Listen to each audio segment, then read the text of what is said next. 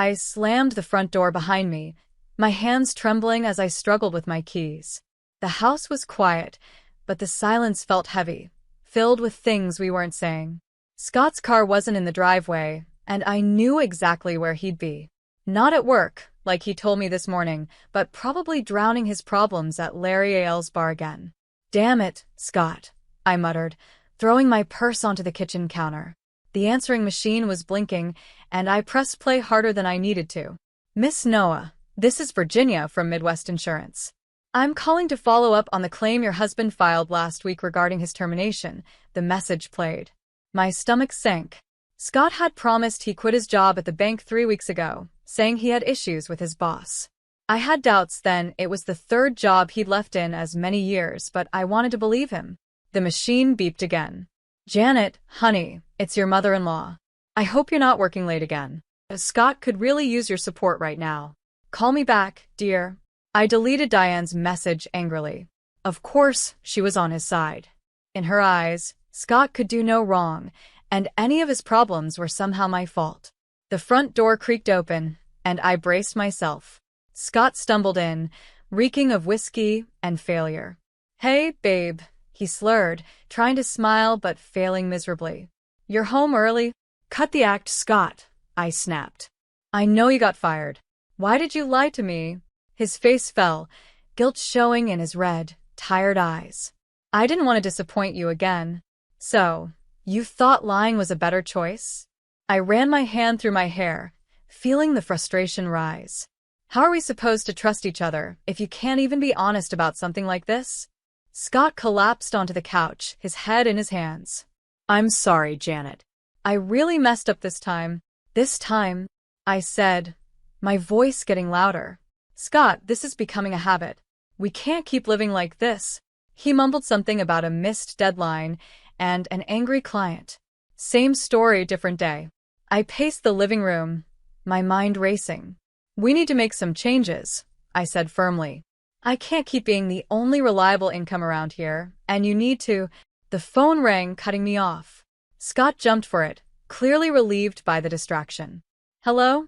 "Oh, hi, Mom," he said, giving me a look that begged for a break from the argument. I rolled my eyes and headed to the kitchen, needing a break. As I filled a glass of water, I could hear Scott's voice from the other room. "Yeah, Janet's here. She found out about the job." Then, in a quieter tone, he added, "No, I haven't told her that part yet." I froze, gripping the glass tightly. What else was he hiding? "Mom, I don't think that's a good idea," Scott said, his voice low and urgent. "Janet won't know. I know you're trying to help." "But—" I stormed back into the living room. "Won't what, Scott? What genius plan has your mother come up with now?" Scott's eyes widened in panic. "It's nothing." "It's nothing, Mom." "I have to go." He hung up quickly, avoiding my eyes. "Scott," I said, my tone sharp, "what aren't you telling me?" He fidgeted with the phone cord, looking everywhere except at me. "It's just Mom thought it might be good if she came to stay with us for a while, to help out." The glass slipped from my hand, smashing on the hardwood floor. Water and broken glass scattered at my feet, a perfect image of how messed up our life had become. "Your mother," I said slowly, "wants to move in with us?" Scott nodded miserably. "Just for a little while, until I can get back on my feet." I stared at him, speechless. This was a nightmare. Diane, with her constant judgment and snide comments, living in our home? The very thought made my skin crawl. "Janet, please," Scott begged. "It won't be for long. We need the help, and we—" I cut him off, my voice cold. "There is no we in this decision, Scott. You and your mother don't get to decide how we handle your mistakes." I turned, carefully stepping over the broken glass. "Clean this up," I said over my shoulder. "I need some air." I grabbed my keys and headed for the door. "Janet, wait," Scott called after me. "Where are you going?" I paused with my hand on the doorknob. "To figure out how to fix the mess you've made of our lives," I replied without turning around. And Scott, don't wait up. The next morning, I stormed into my office, my head pounding from a night of tossing and turning. The last thing I needed was to deal with Diane's judgmental attitude on top of Scott's lies. But there was her number flashing on my phone as it rang over and over. Janet speaking, I answered stiffly, bracing myself. Janet, dear. Diane's sugary voice came through the line, dripping with fake concern. I hope I'm not disturbing your very important work. I clenched my teeth. What can I do for you, Diane? I'm worried about Scott, she sighed dramatically. He's been so down lately. I can't help but wonder if your career focus might be affecting him, Diane said. My grip on the phone tightened. Excuse me? Well, you know how men are, Diane continued, completely unaware of the anger building inside me. They need support, attention. Scott's always been sensitive. Maybe if you were home more, Diane. I cut her off, my voice low and controlled. Scott is a grown man. His job troubles are his own responsibility. But as his wife, I interrupted, I've been supporting us financially for years while Scott jumps from job to job. Don't you dare suggest this is my fault. Diane gasped, clearly offended.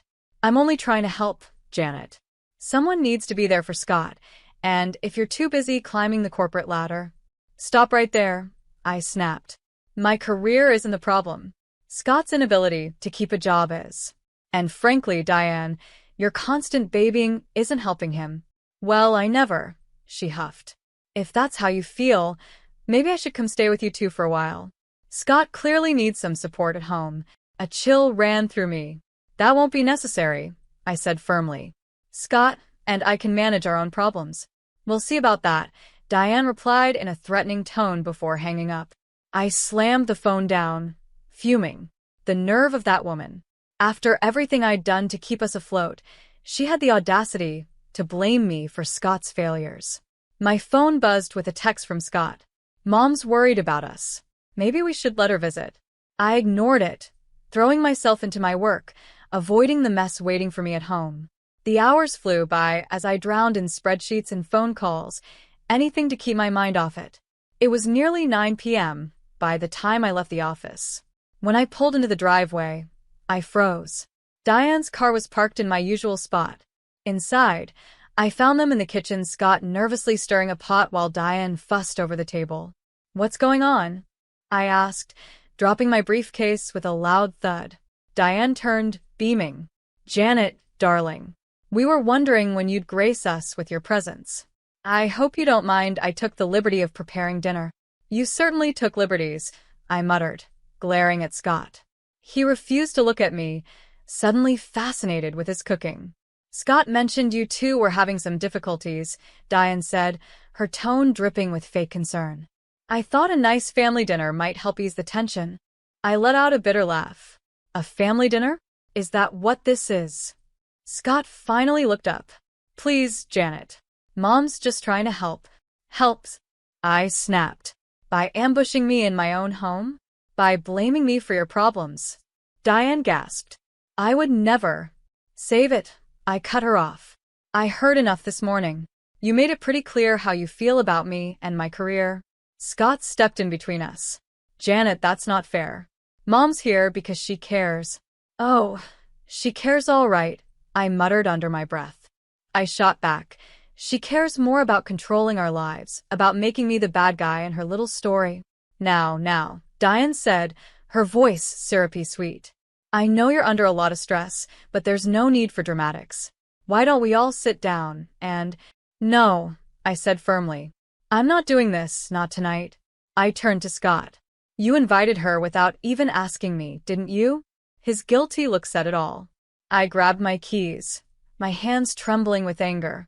Janet, wait, Scott called as I headed for the door. Where are you going? I paused, my hand on the doorknob. Somewhere I'm actually wanted, I replied coldly. Enjoy your family dinner. I slammed the door behind me, and as I walked away, I heard Diane's voice drift out. Well, I never. Scott, darling, you really need to do something about that wife of yours.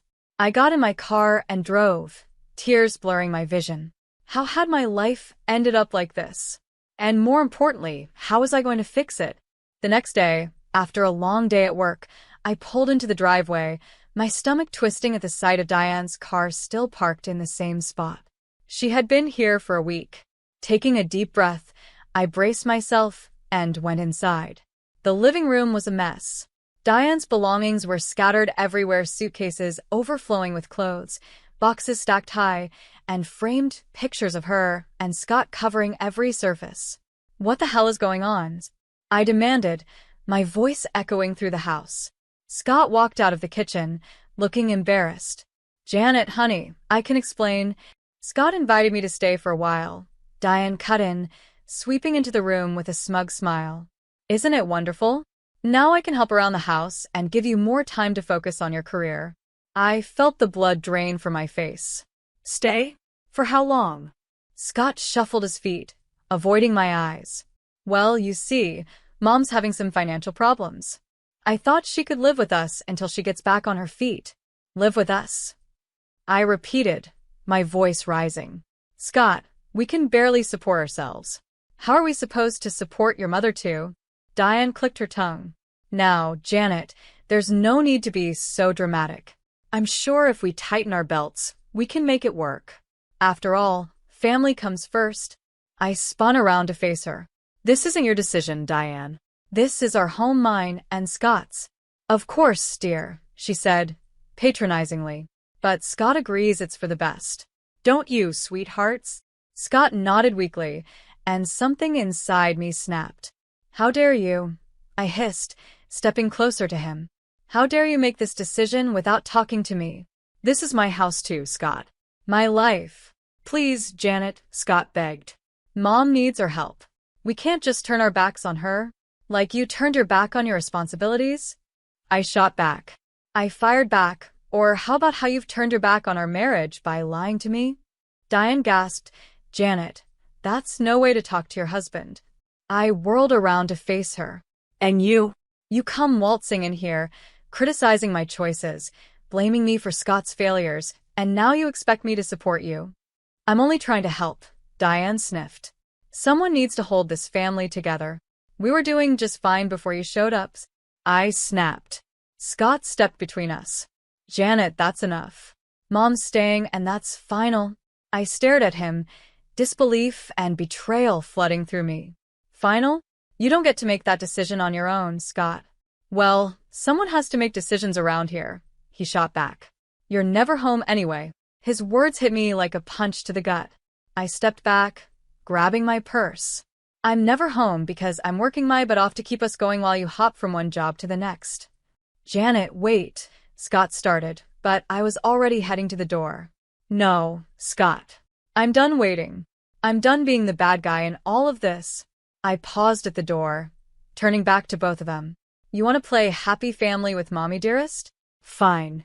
But don't expect me to stick around and watch." "Where are you going?" Scott called after me. "To a hotel," I replied coldly, "since I'm apparently no longer welcome in my own home." As I got into my car, I heard Diane's voice drift out the open door. "Let her go, Scott. She'll come to her senses eventually. Now, why don't you help me unpack?" I sped out of the driveway, tears blurring my vision. How had it come to this? My husband choosing his mother over me, my home invaded, my life flipped upside down. As I drove aimlessly through the dark streets, a cold determination settled inside me. If Scott and Diane wanted to play dirty, fine. Two could play at that game. It was time to start planning my next move and my revenge. I had been staying at the Comfort Inn for a week, trying to clear my mind and figure out my plan. The constant buzzing of my phone, with Scott's desperate texts and Diane's passive-aggressive voicemails, only strengthened my resolve. I needed to face this head-on. As I pulled into the driveway, I noticed Scott's car was gone. Perfect. I could grab some clothes without a confrontation. But as I stepped inside the house, I heard Diane's sharp voice coming from the kitchen. "I don't care what it takes, Alex. You can't do this to me now." I froze, my hand still on the doorknob. Diane was clearly in the middle of a heated phone call, unaware of my presence. "Don't you dare bring up my mistake," she hissed. "You're the one who's been embezzling from the company for years." My eyes widened. What was going on? "Fine, file for divorce," Diane spat. "But don't think I won't take you for everything you're worth, Alex. I know all your secrets," Diane said before abruptly ending the call. I heard her muffled sobs. For a brief moment, I felt a twinge of sympathy, but it vanished as soon as I heard her voice again, this time leaving a voicemail. Scott, honey, it's Mom. Listen, I need you to talk to Janet about accessing some of your joint savings. It's just a small loan to get me through. I'm sure she'll understand we're family, after all. A surge of anger shot through me. How dare she? I stormed into the kitchen, causing Diane to jump. Janet, she gasped, quickly wiping her eyes. I didn't hear you come in. Clearly, I said coldly. Too busy plotting to take our savings, were you? Diane's face went pale. You heard that? Every word, I said, my voice steady. Including your lovely conversation with Alex. Cheating on him and stealing money. Diane? My what would the neighbors say? You don't understand, Diane pleaded, her earlier confidence crumbling. Alex is trying to ruin me. I need help. I let out a bitter laugh. And your solution is to ruin us instead? To take our money while you've been living comfortably off stolen cash for years. It wasn't like that, Diane protested. Alex handled all the finances. I didn't know. Save it, I snapped. I'm not interested in your excuses. What I do want is for you to pack your things and get out of my house. Diane's eyes narrowed. You can't throw me out. Scott invited me to stay. Watch me, I growled, stepping closer. You've manipulated and lied to us since you got here. You blamed me for Scott's problems, took over our home, and now you're trying to steal from us. I'm done. I am Scott's mother. Diane shrieked. He'll never choose you over me. Just then, the front door slammed, and Scott's voice rang out. Mom? Janet? What's going on? Diane's expression instantly changed, tears welling up in her eyes as Scott entered the kitchen. Oh, Scott, she wailed. Janet's being so cruel. She wants to throw me out on the street. Scott looked back and forth between us, confusion written all over his face. Janet, what's going on? Don't you dare fall for her act, I warned him. Your mother's been lying to both of us. She's getting divorced because she cheated on Alex, and she's been embezzling money for years. Now she wants to dip into our savings to cover her tracks. Scott's jaw dropped. Mom, is this true? Diane's sobs grew louder. Scott, please, you don't understand. I had no choice. I turned to Scott, my voice firm. It's time to decide, Scott. Either she goes or I do. For good this time. The tension in the room was thick as Scott looked between his tearful mother and me, standing firm. I could see the conflict in his eyes, years of being manipulated by his mother now colliding with the harsh truth in front of him. Scott, I said, urging him to decide. I spoke softly but firmly. This is it, Scott. This is the moment that decides our future. Choose wisely. As Scott opened his mouth to speak, I held my breath, knowing that whatever he said next would change all our lives. His eyes flickered between Diane and me, his face full of confusion and pain. I need some time to think, he stammered, backing out of the kitchen. Scott, please. Diane cried, reaching for him, but he was already gone, the front door slamming behind him. I stood there, trembling with anger and hurt. I hope you're happy, Diane, I said, my voice sharp. You've torn this family apart. Diane's tear-streaked face hardened. You did that all by yourself, Janet. If you'd been a proper wife. Don't you dare. I cut her off, my voice cold. I'm going upstairs to pack. When I come back down, I expect you to be gone. I stormed upstairs, my mind racing as I threw clothes into a suitcase. Then I heard her voice again. Diane was on the phone. I quietly crept to the top of the stairs to listen. Alex, please, she was saying, her voice desperate. I need more time. No, don't call the lawyers yet. I have a plan. My blood ran cold. What was she up to now? Scott and Janet have savings, Diane continued. If I can just get access to them, no, they don't suspect anything. Janet's too busy with her career to notice. I gripped the banister, my knuckles turning white. She was planning to steal from us. Just give me a week, Diane pleaded. I'll get the money, and we can make this all go away. I'd heard enough. I marched downstairs, my face stormy. Diane jumped when she saw me, quickly ending her call. Janet, Save it, I snapped. I heard everything. You're not just asking to borrow money, you're planning to steal it. Diane's face crumpled. You don't understand. Alex will ruin me if I don't pay him off. I had no choice. There's always a choice, I said coldly. And you chose to lie, cheat, and steal. But it ends now. I pulled out my phone and dialed Scott.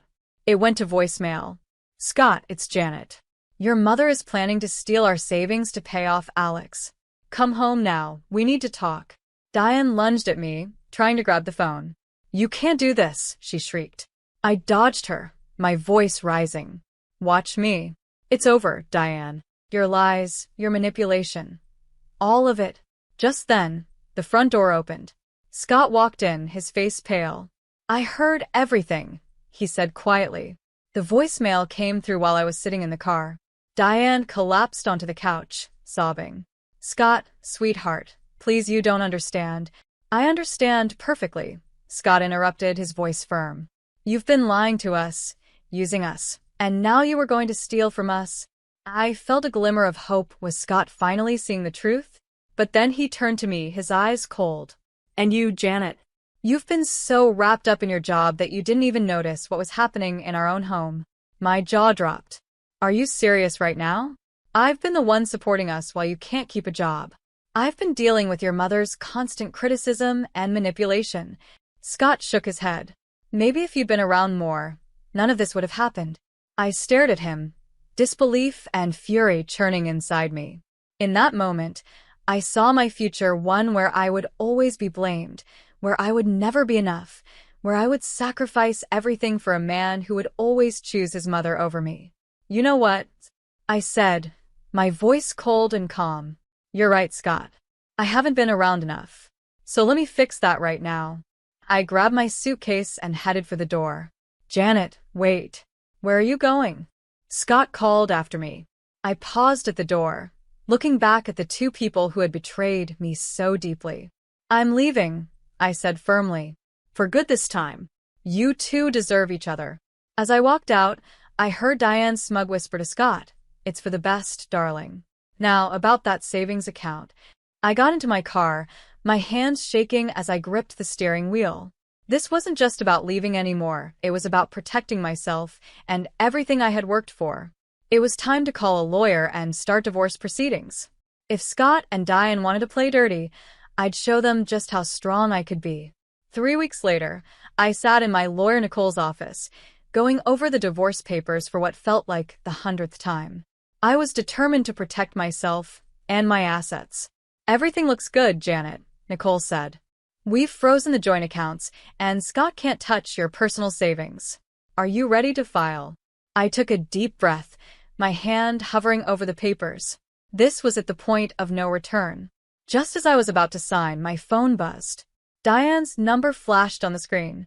Ignore it, Nicole advised, but something made me hesitate. I should at least hear what she has to say, I muttered, answering the call. Janet, Diane's voice was surprisingly small. Please don't hang up. I need to talk to you. I have nothing to say to you, Diane, I replied coldly. Please, she begged. I've made a terrible mistake. I need your help. Against my better judgment, I found myself listening as Diane spilled a story of deceit and desperation. Her voice cracked as she admitted to her affair, to the lies she had told Scott about me, and to her plan to use our money to cover up her husband's embezzlement. I never meant for it to go this far, Diane sobbed. I thought if I could just buy some time, fix things with Alex, but it's all fallen apart. He's filing for divorce, threatening to expose everything. I have nowhere else to turn. I felt a mix of emotions, anger, pity, and a strange sense of vindication. Why are you telling me this now, Diane? Because I realize now how wrong I was, she whispered. About everything about you. I need your help, Janet. Not just for me, but for Scott too. My heart clenched at the mention of Scott's name. What about Scott? Her voice trembled. He's a mess, Janet. He finally sees the truth, but he doesn't know how to fix things. He misses you terribly. I closed my eyes, fighting back tears. It's too late for that, Diane. I'm at my lawyer's office right now, about to file for divorce. No, Diane cried. Please, Janet, give us a chance to make this right. I'll tell Scott everything, I swear. Just come home. Let's talk face to face. I looked at the divorce papers in front of me, then at Nicole, my lawyer, who was watching me with concern. I need to think about this, I said finally. Of course, Diane replied, a hint of hope in her voice. Take all the time you need. We'll be here. I ended the call, my mind spinning. Nicole leaned forward, her brow furrowed. Janet, whatever she said, remember why you're here. Don't let her manipulate you again. I nodded absently, but my resolve was weakening. What if Diane was telling the truth? What if this was my chance to finally get the whole story, to confront both her and Scott with all the facts? I need to go, I said suddenly, standing up. I'm sorry, Nicole. I need to see this through. Nicole sighed but nodded. Be careful, Janet. And call me if you need anything. As I drove back to the house, was it still home? My emotions swirled. Part of me screamed that this was a trap, that Diane and Scott would never change. But another part, a small part one thought I had silenced, whispered of hope and second chances. I pulled into the driveway, my heart pounding. The house looked the same, but everything felt different. As I approached the front door, I saw Scott through the window, pacing anxiously. Our eyes met, and I saw a flicker of relief on his face. My hand trembled as I reached for the doorknob. This was at the moment of truth. Whatever happened next would change everything. I took a deep breath and opened the door, stepping into the unknown. I stepped into the house, and the air felt heavy with tension. Scott stood in the living room, his face a mix of relief and worry. Diane sat on the couch, nervously twisting her hands in her lap. Janet, Scott said, stepping toward me. I'm so glad you came. I raised my hand to stop him. I'm here to listen, nothing more. Diane, you said you had something to tell us both. So talk. Diane nodded, her eyes filling with tears. I've been lying to both of you about everything. For the next 30 minutes, Diane laid out her secrets, her affair with a family friend, Alex's embezzlement from his company, their upcoming divorce, and her desperate plan to use our money to cover everything up. With each revelation, Scott's face grew paler, his hands clenching into fists. How could you, Mom? He whispered, his voice trembling. How could you lie to us like this? Diane sobbed and reached for Scott, but he pulled back. I'm so sorry, sweetheart. I never meant for it to go this far. I thought I could fix everything before you found out. I stood there, feeling a storm of emotions, anger at Diane's lies, pity for her desperation, and the growing realization that Scott had been just as much a victim of her manipulation as I had been. Scott, I said softly, turning to him, did you know any of this? He shook his head, looking shaken. No, Janet, I had no idea. I thought Mom just needed our help. I never imagined. That's why I called you, Diane interrupted, her voice desperate. I see now how wrong I was about everything. I need your help, both of you, please. I let out a bitter laugh. Help? After everything you've done? You tried to steal from us, Diane. You almost ruined our marriage. I know, she wailed. And I'll spend the rest of my life making it up to you both. But right now, I need your help to fix this mess with Alex. If we don't act fast, he'll expose everything, and we'll all go down. Scott turned to me, his eyes full of desperation. Janet, what should we do? I felt the weight of the moment. This was the decision that would shape the future of not just my marriage but our whole family. No, I said firmly, surprising even myself with how strong my voice sounded. We're not doing this, Diane. Not anymore. But Diane started, but I cut her off. No more lies. No more schemes. You made this mess and you're going to face the consequences, just like the rest of us. I turned to Scott, my heart pounding, waiting for his response. I love you, Scott, but I can't keep living like this. We can't keep letting your mother behave this way, I said, my voice steady but sad. Scott nodded slowly, understanding finally sinking in. You're right. Mom, I'm sorry, but Janet's right. We can't help you cover this up. Diane's face crumpled. But what am I supposed to do? Where will I go? That's not our problem anymore, I said, feeling a huge weight lift off my shoulders. I turned to Scott. We need to talk alone. We left Diane sobbing on the couch and moved to the kitchen. The air between us was thick with unspoken feelings and hurt. "Janet," Scott started, his voice full of emotion, "I've been such a fool. Can you ever forgive me?" I looked at him, really looked at him, for the first time in months. I saw the man I had once fallen in love with, but I also saw the son who had let his mother come between us. "I don't know, Scott," I said honestly. "I love you, but I don't know if love is enough anymore. We have a lot to work through." Scott nodded, tears in his eyes. "I understand. Whatever it takes, Janet. I want to make this right." As we stood there in our kitchen, with the sound of Diane's sobs in the background, I realized this was just the beginning. We had a long and difficult journey ahead, facing the consequences of Diane's actions, rebuilding trust, and figuring out if our marriage could survive this test. But for the first time in months, I felt a glimmer of hope. Whatever came next, I knew I had the strength to face it head-on.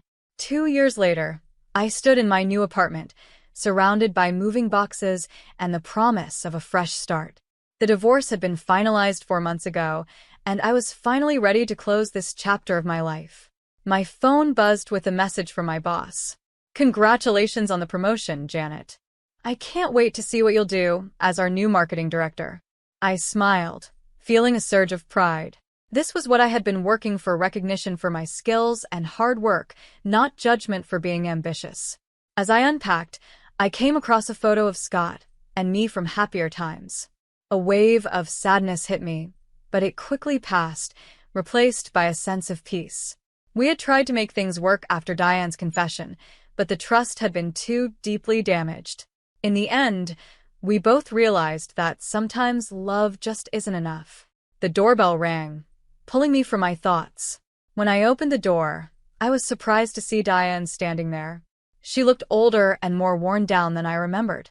"Janet," she said softly, "I hope I'm not bothering you. I just wanted to apologize again and give you this." She handed me an envelope. Inside was a check for a large sum, much more than she had tried to take from us. "It's everything I have," Diane said, her voice trembling. "I sold the house, my jewelry. I want to make up for what I did to you and Scott," Diane said, her voice trembling. She handed me the check, and I stared at it, emotions swirling inside me. "Diane," I began, but she cut me off. "I know this won't fix anything, but I hope it helps you start your new life. I see that now." Looking at this woman who had caused me so much pain, I realized my anger had faded. "Thank you, Diane, but I don't need this. I've already started my new life." I handed the check back to her.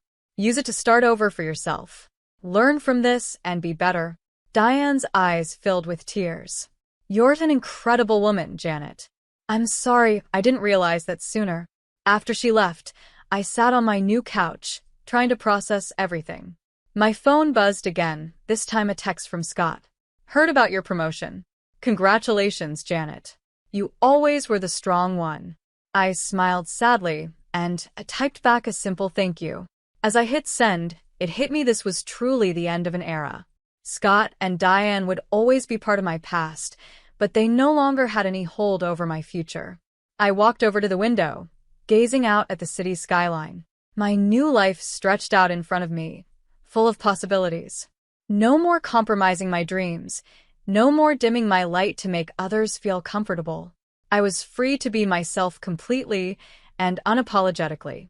As the sun set, painting the sky in shades of orange and pink, I felt excitement building inside me. Tomorrow was a new day, the first of many, and I was ready to embrace it, stronger and wiser than before.